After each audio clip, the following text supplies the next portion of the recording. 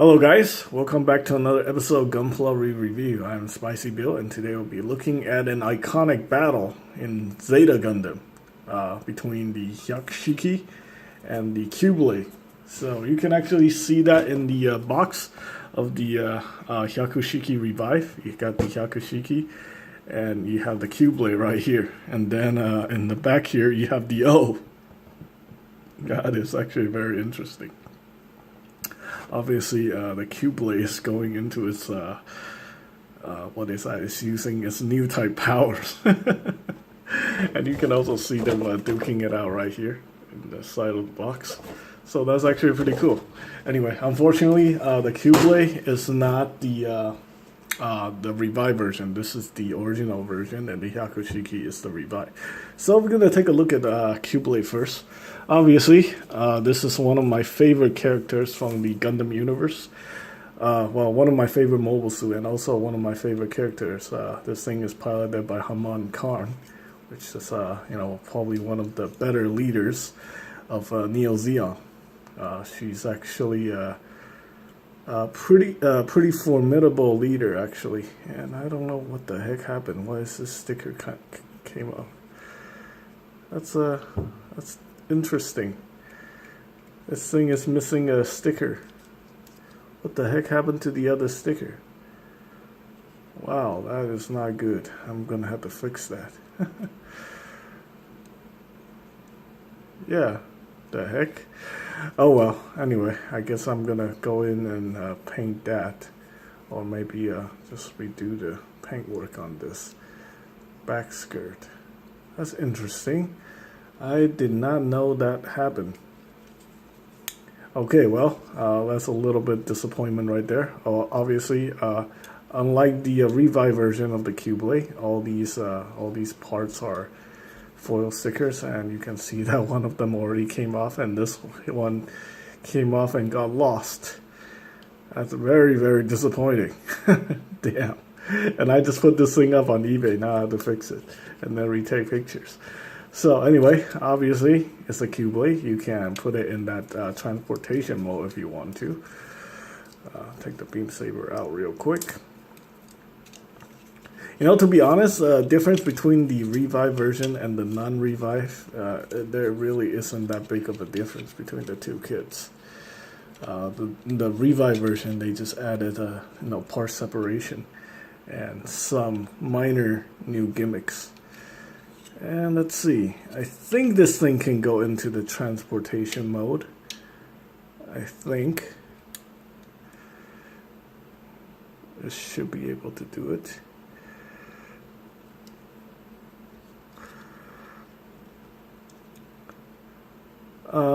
Or maybe not. Maybe I shouldn't risk it. Anyway, you get some part separation here for the these shoulder armor parts, and the head can go forward. And you can also open up this section, although the cockpit actually doesn't open. And I don't think, yeah, the beam saber. Oh, actually, you can store these beam saber hilts, but these aren't actual beam saber hilts. They're just there for looks. In the Revive version, you can stick the beam saber effect into the forearm, so that's actually pretty cool. And for this version, you cannot. So yeah, the articulation is quite limited.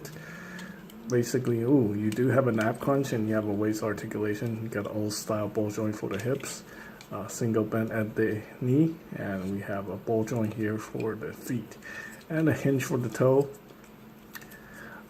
Single bend at the elbow. This is actually a polycap, just like all old style kits.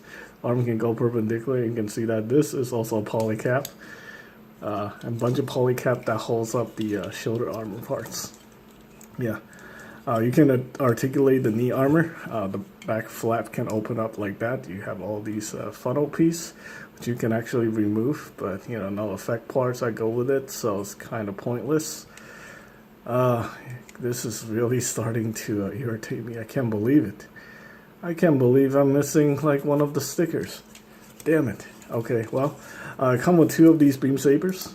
You do have to paint the hilt, and you just stick them into the hand. So we have two of these open hands, and one more gripping hand with a beam saber, which you have to paint. Okay, now I think that's pretty much it for the Qubeley. I do have the premium Bandai Qubeley Mark II Revive version. That was actually pretty nice. Yeah, I'll get to that eventually. I think I'm actually trading a friend some kits to for a Revive version of the Qubeley. So I'm gonna put this. Well, I already said I put this up on eBay, so it's gonna be available with the Hyakushiki. All right. So let's go ahead and take a look at the Hyakushiki. The Hyakushiki is actually pretty cool. It comes with this foil stickers, different version, different eyes. So that's definitely nice. I also got some decals right here for the Hyakushiki symbol. We also have the clay bazooka. Yeah, just like the, I think this is the same clay bazooka that comes with the DJ. It's a pain in the butt to get this handle to come out. You know what, I'm not even gonna bother. And he's got this clip, so you can clip it onto the back of the, the Hyakushiki backpack. And you have beam sabers that can be stored on the hip section. Oops, make sure this guy doesn't fall over. And we have the beam saber effect parts right there. And two of these multi-purpose gripping hands. One of them I already used to hold on to the beam rifle. Yeah, it's kind of cheesy. The beam rifle, you do have to paint in order to get it to be color accurate. So you have to paint the power cable and then paint this part. So, yeah. The Hyakushiki Revive itself is actually really nice. You get really, really nice part separation.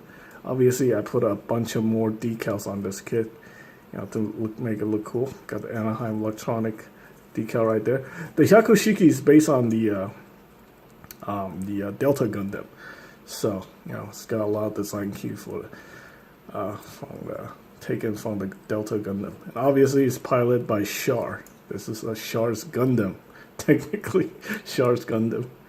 Yeah, you were seeing, the guy who's the son of Zeon, Deikun, fighting against Neo Zeon is kind of counterproductive. He's technically Zeon Jr., and he's fighting against, Zeon, which is very disturbing. But either way, yeah, eventually he came to his senses and became a leader of Neo Zeon. And yeah, that's how it should be. Okay, so anyway, we got some really nice part separation on this kit. So let's go ahead and talk about the articulation. Obviously, we got a ball joint for the feet. Got very nice part separation here for the armor and the inner frame. So you got double jointed knee right there, very nice. I really wish that this part would like split open like a like a real gray, but unfortunately that's not happening. The front skirt can lift up. We got the thigh cut right here. The side skirt can articulate. We got the waist articulation right here. We also have an ab crunch. Got the swing out poly cap for the shoulders. Rotation here from the ball joint. Arm can go perpendicular. We have the bicep swivel. Ooh, one of the water slide decal got damaged. Yeah, I'm just having so much bad luck. Oh my god, that's kind of ruined. I might be able to fix that. I think I still have another Hyakushiki decal set, so I'll probably fix that. That thing right here was the most annoying. Oh my gosh. I probably had to repaint like the whole back section just for the colors to match. And obviously we got two of these closed fits as well, if you want to display with that. A lot of these are water slide decals. And let's see, we got the hinge here for the neck, and we have a ball joint for the head. Oh my god, speaking of bad luck, and the antenna kind of came off. Oops. And it dropped. I am just not having a good night. Okay, so let's go ahead and put this thing back in there. Probably a good idea if you glue these parts in. And we have articulation for these winglets on the backpack. Very cool. Yeah, let's go ahead and put this beam saber hilt back where it stands. yeah, so if you guys are a big fan of the Zeta Gundam, you can get these two kits and create some iconic battle scenes between the son of Zeon and one of the leaders of Neo Zeon. Yeah, it was a very sad moment watching Shard fighting against Neo Zeon.